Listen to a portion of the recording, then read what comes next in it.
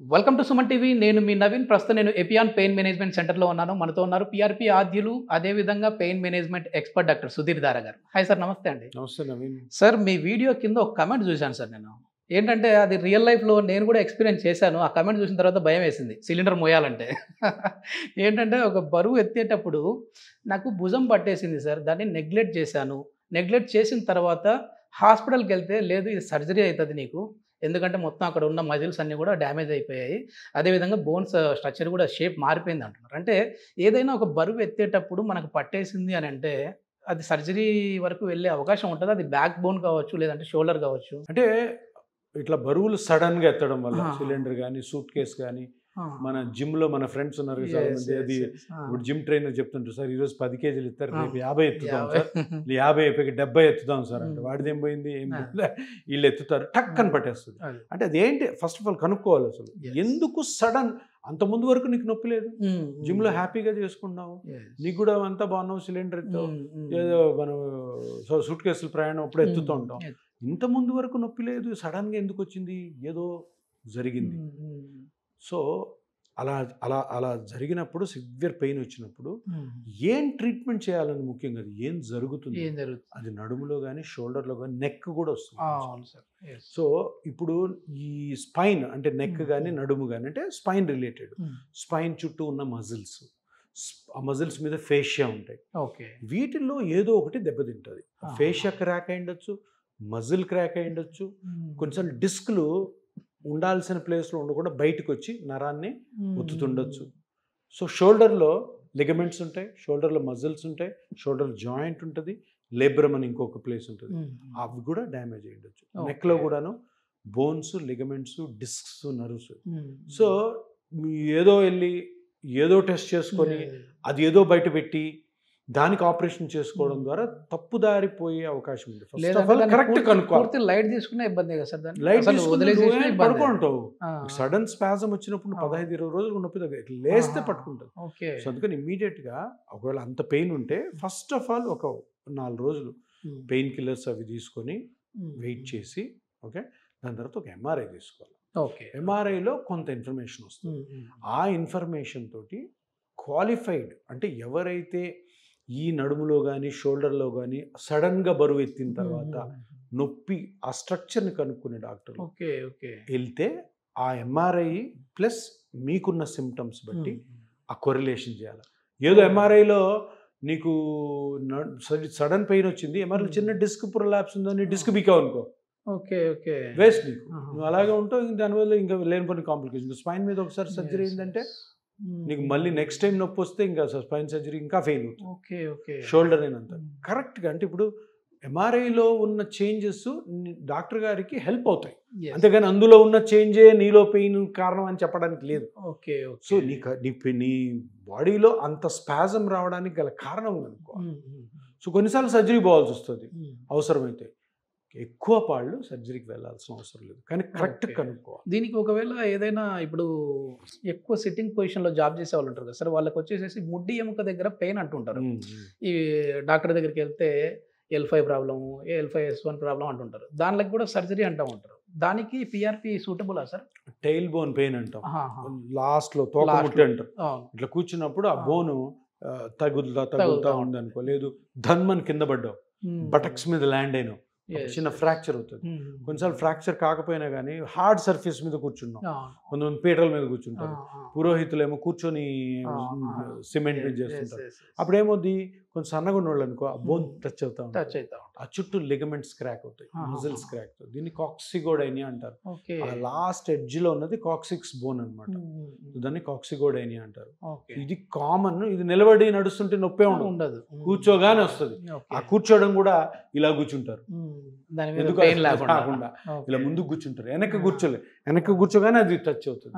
ఇంకొక common reason ఏంటంటే ఇట్లా దెబ్బ తగలడము, మనం చేసే పనులు హార్డ్ సర్ఫేస్ మీద కూర్చుని కాకుండా సడన్ గా వెయిట్ లాస్ అవుతుంది. ఇప్పుడు వెయిట్ లాస్ అనేది పెద్ద ఫ్యాషన్ అయిపోయింది కదా. సడన్ వెయిట్ లాస్ అయినప్పుడు ఏమవుతుంది, ఇప్పుడు ఇది ఇది ఇది టైల్ బోన్, ఇది బటక్. వెయిట్ లాస్ లో బటక్ కూడా సన్నగా వద్దా, ఇది సన్నగా అయినప్పుడు ఏమవుతుంది, ఇది కింద తగులుతుంది. ఇంతకు ముందు మీకు బటక్ ఉన్నది లా ఉంది కాబట్టి ప్రొటెక్ట్ చేస్తుంటది. బటక్స్ ఎప్పుడైతే సన్నగానో ఇది కింద తగులుతుంది. సో అది ఇప్పుడు డాక్టర్ గారు అడగాల్సింది ఏంటంటే ఈ టైల్ బోల్ పైన వచ్చి ఈ మధ్య బాడీ వెయిట్ తగ్గావా? అవును సార్, నేను కీటో డైట్ చేసి నేను ఆకులు అలమలు తిని అన్నం తినకుండా ఆ ఆయిల్ ఈ ఆయిల్ తిని తగ్గాను సార్ అంటారు. అటువంటి వాళ్ళలో కూడా జరుగుతుంది.